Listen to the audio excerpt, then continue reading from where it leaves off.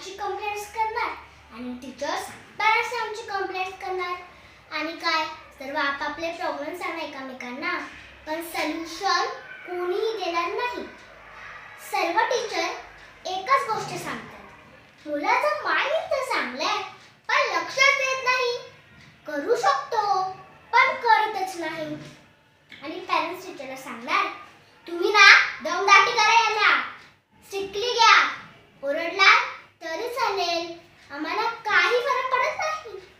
पण एक रिक्वेस्ट होती तुम्हा सर्वांना, नका एवढं प्रेशराईज करू आम्हाला, नका करू ती दमदाटी. तुम्हाला माहिती तरी आहे का, तुमच्या या पीटीएमुळे आम्हा मुलांच्या चेहऱ्यावरचं हसूच काढून टाकतं. पॅरेंट्स, टीचर्स आणि सोसायटीतल्या लोकांची जिम्मेदारी आहे की आम्हा मुलांच्या चेहऱ्यावरचं हसू कायम टिकून राहील.